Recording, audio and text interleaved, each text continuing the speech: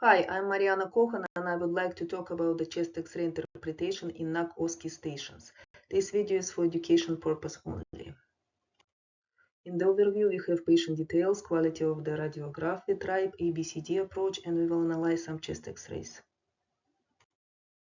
In the patient details, we want to know the patient name, date of birth, date and time when X-ray was taken, and we want to know if any previous image is available. Type states for rotation, inspiration, picture, and exposure.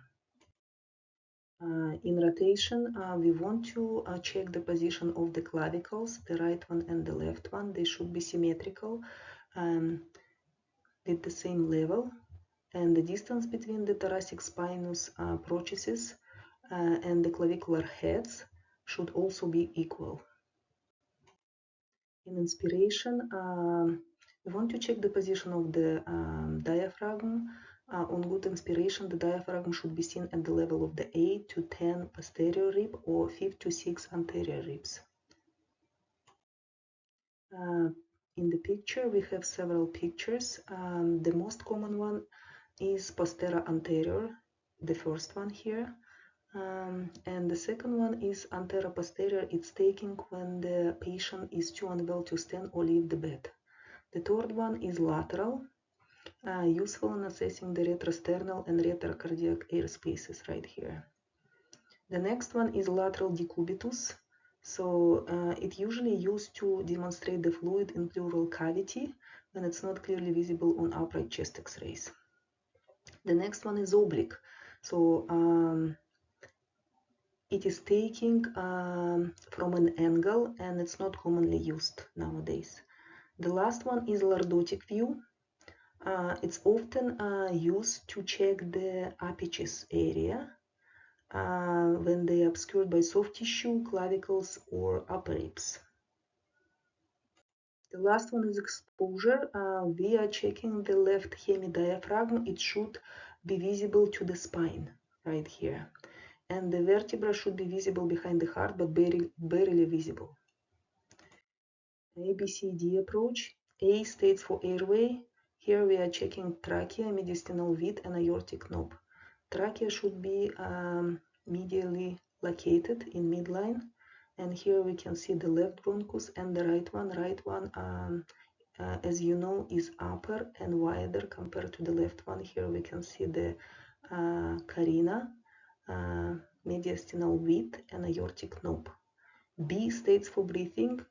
Here we are assessing lung fields for symmetry, and we also can assess the pleura on the right and left side. C states for circulation. We are assessing the heart size, shape, and borders.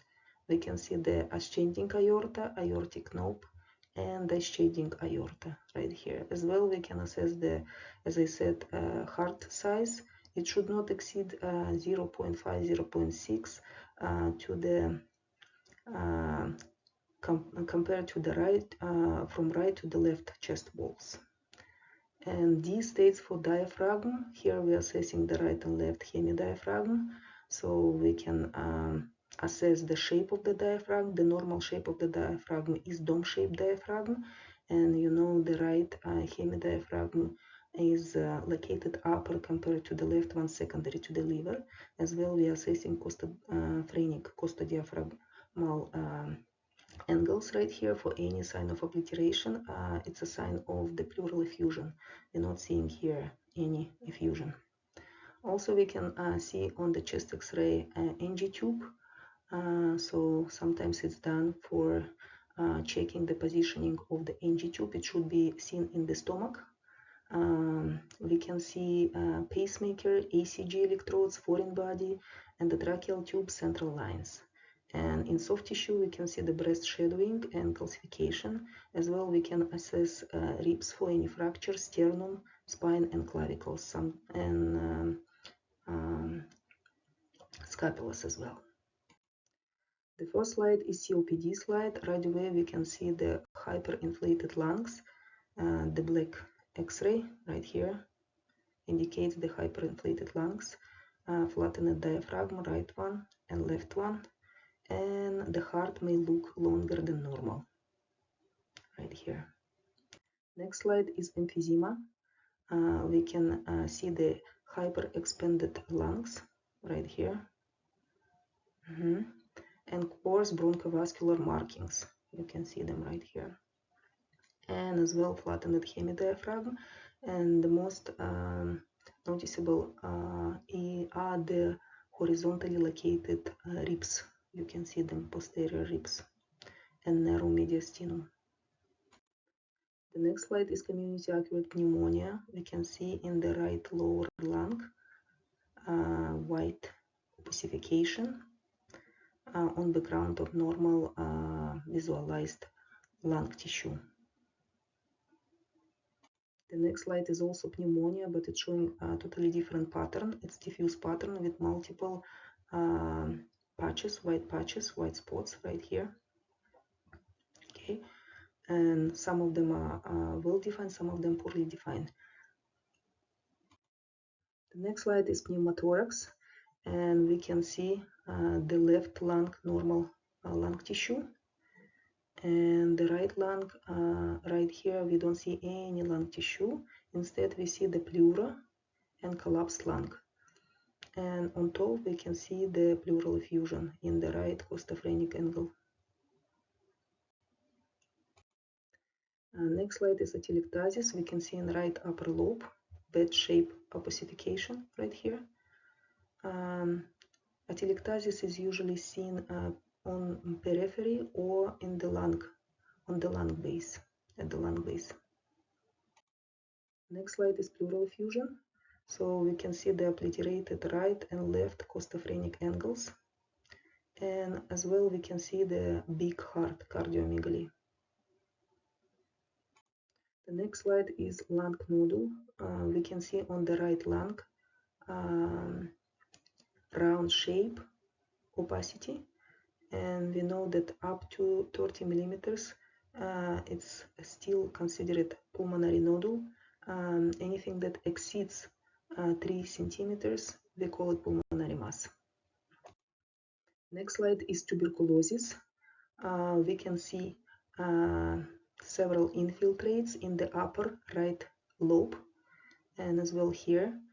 And usually what is common for tuberculosis are these infiltrates located in the upper lobes. Here we as well see the hilar enlargement. And the next slide is sarcoidosis. So the manifestation is variable and it depends on the stage of disease.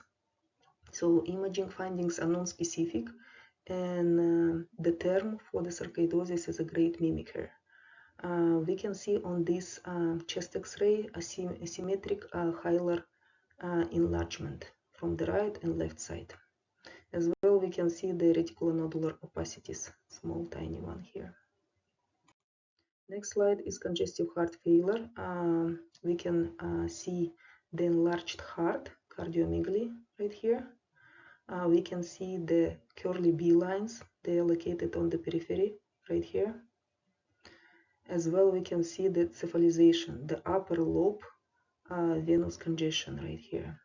Sometimes on top we can see the fluid build-up, pleural effusion as well. The next slide is pneumoperitoneum. We can see the free air under diaphragm, stating the perforated viscus. Thank you for your attention and good luck everyone on NAC OSCE stations.